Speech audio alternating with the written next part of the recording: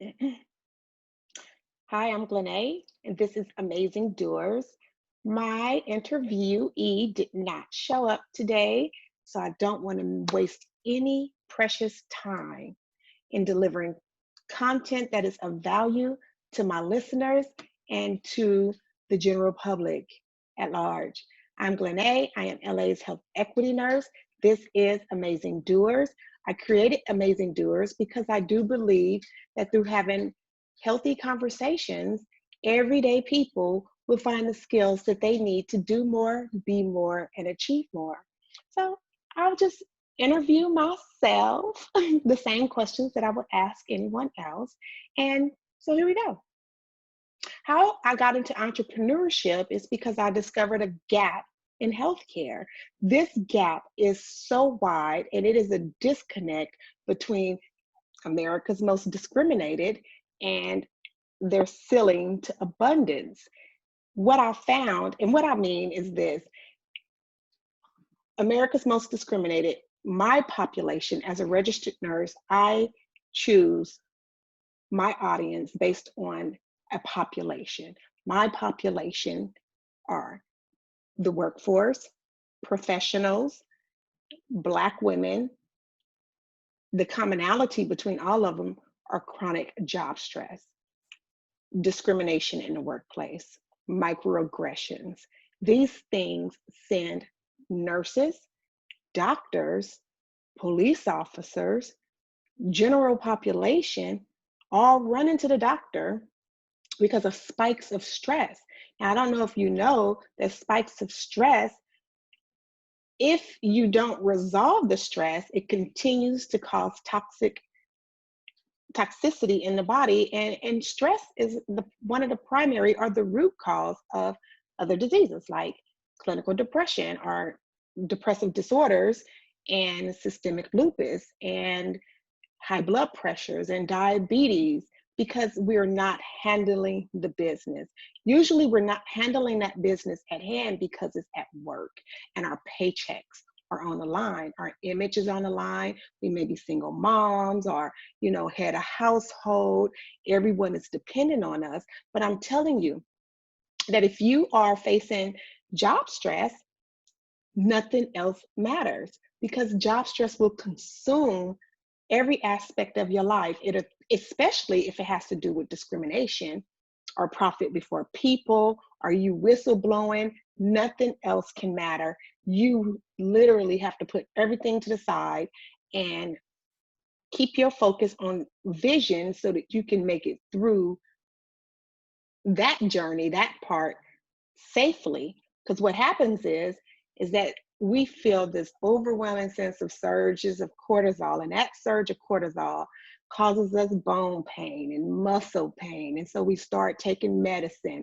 Then, we have these repetitive thoughts of knowing what we should do, but we don't do because we don't have proof or evidence that people have made it successfully through.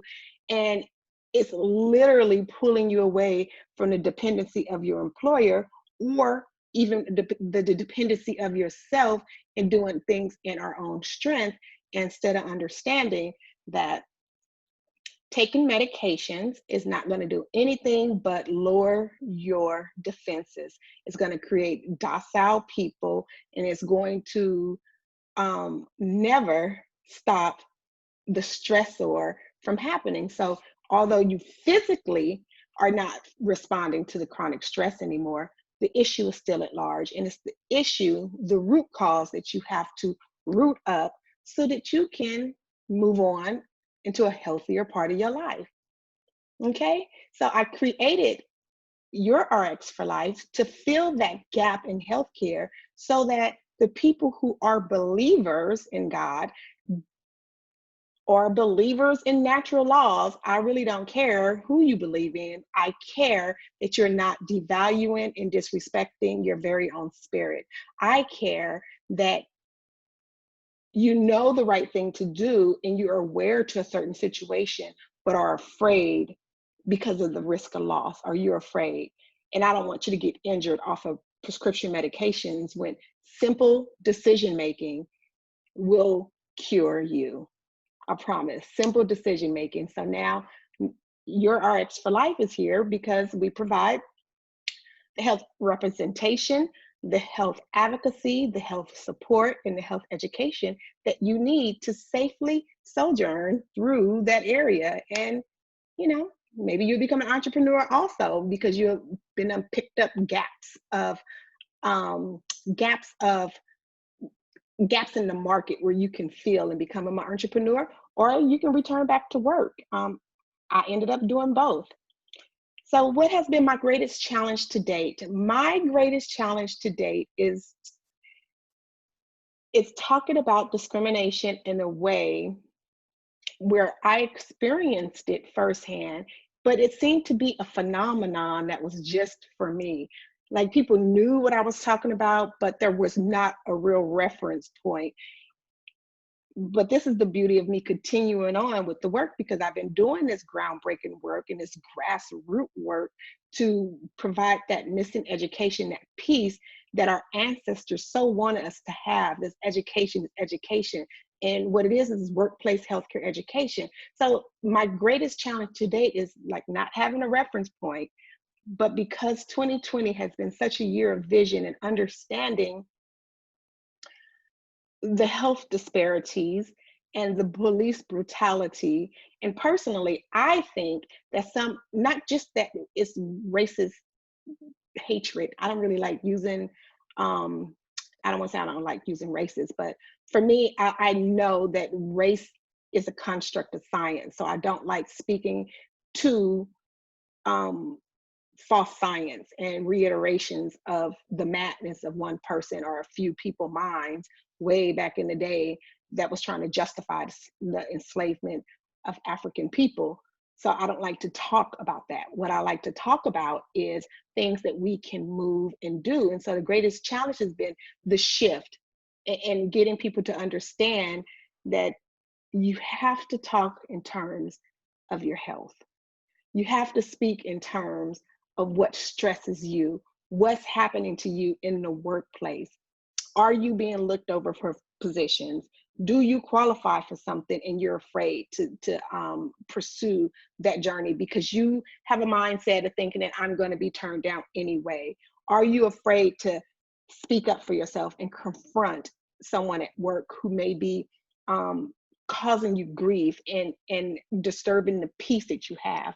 I found that confronting in the workplace is one of the hardest things that my clients had to do. 90% of my clients have done the confronting and have gained this newfound confidence. But then 10% of them are like, I can't do it, G.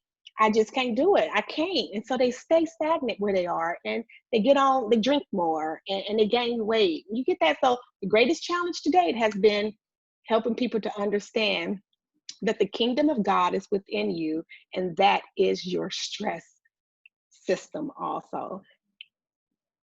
And it really is that simple. You just need some power moves to move ahead and to advance in the situation and not be afraid to challenge discrimination in the workplace because you risk being fired. You know, that's a whole spiritual issue right there and who you plan on worshiping in the workplace. We're not going to talk about all that here. We're going to give you practical steps and we're going to use policy to help you see what you deserve. We're going to use the nursing process to make sure that it's evidence-based and practical. And then we'll throw in the word of God because he loves you and it is the truth.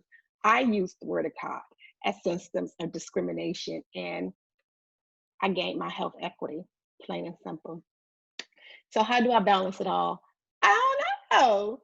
I work a full-time job. I have literally written 3 books since I published this one. This is Yet Here I Stand.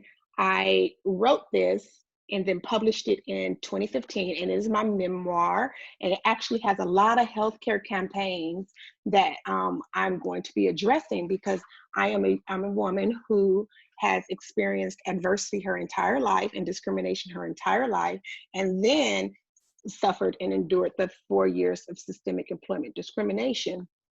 I went from gang banging to the boardroom table to entrepreneurship. And I work a full-time job and I'm about to publish my 2nd book. And I'm excited to bring you this information. This is the beauty about entering into rest and then finding your vocation, because it's like magic. Like it just all happens and everything comes together. And I don't live check to check, and pieces in my life, and it's a beautiful thing. And I would love to help you, you know journey to that space, but you have to be willing to assess your own situation and look at your own situation and ID the outcomes that you want, and get one of these nursing diagnoses that I have available to protect your health and to guide and to navigate you through the system so that you're not disadvantaged. And I know it's a brand new concept, but trust me, it is worth the time, because no one knows what to do, and I am offering the solution. It worked for me. I am not an anomaly. I What I experienced in my life and what I experienced in my job, I should not be here. Statistically, I should be dead, AIDS, in jail, strung out, hungover, something other than LA's health equity nurse.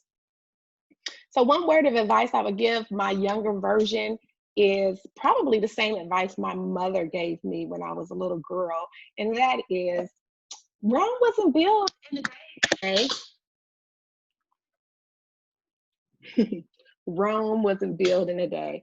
I am so tenacious about everything that I do. And I rarely, rarely relax, because I'm like high strung and ready to just make it happen. But there's beauty in the wait. And I had to learn that, especially when I had to learn how to wait on God and not um, be so in my feelings when I was going through discrimination in my job and the pain of it all. It was emotional pain, but then it amplified physical pain, and how I had to wait on God instead of taking that antidepressant, or wait on God instead of taking that opioid, which I know as a registered nurse would have gotten me addicted and not qualified, not only to go back to work as a registered nurse, but I would have lost my accreditation and not been credited to talk to you about this very important anti-racism, anti-discrimination information that I talk about,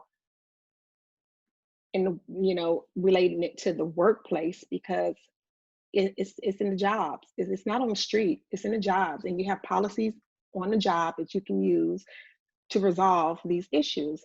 And so, what is one question that I wish people would ask me more often?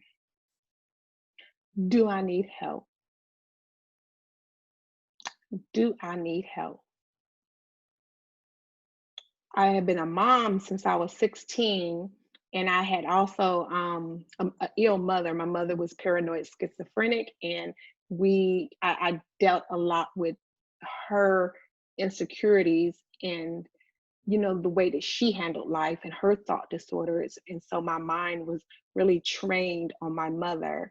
Um, and so I really never learned how to ask for help, and to expect it, and to receive it, and to allow people to do for me. So that's probably something that has been a real challenge for me, especially with business building, is asking for the help and being in pace with the things that I'm doing and allowing other people to do that. So that's it. I am so grateful to have an opportunity to say these things to you today. If you have any questions or comments, please leave them below. And do not forget to like and subscribe. This is your health equity resource. Until next time, be well.